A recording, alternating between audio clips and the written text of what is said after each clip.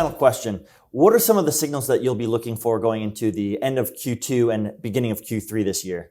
Of course, inflation data will be paramount.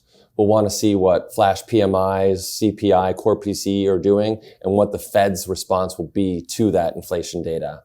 There's also two other spreads that we'll be watching: the 10-year, 2-year spread, and the spread of COVID-19. So when the 10-year, 2-year inverted at the beginning of April, that was a telltale sign that a recession is looming. But historically, what we see is that after the yield curve inverts, there is a technical rally.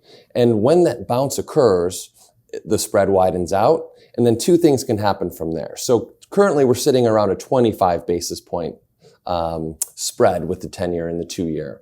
But if we see the yield curve continue to steepen, then we can expect more inflationary pressures. This happened at the end of 2019. So if you remember, the yield curve actually did invert in the beginning of 2019, and the Fed was able to engineer a soft landing right before the pandemic hit.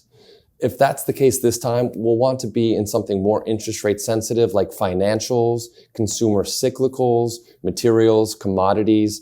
Dividend-paying stocks should outperform. The other alternative, what happens is that the yield curve inverts again. And if that happens, it is a very clear signal that a recession is coming. It's the nail in the coffin for the end of expansion, and it's time to get defensive. So that's something we're watching closely. If the yield curve compresses below 25 basis points here, we could be approaching a very technical indicator that that next recession is coming, and it will be time for us to get defensive. And that's something that as soon as that we find out at Stonebriar, we want to let our clients know so we can stay ahead of that. And as I mentioned, the spread of COVID-19 reaching an endemic phase in the US and watching the zero COVID lockdown policies of Beijing will be very important to see also what's happening to inflationary pressures with geopolitics. Joe, thank you so much for sharing your insights and analysis with us. My pleasure, Jonathan. Stonebriar appreciates you having us back on, and I hope to do it again soon.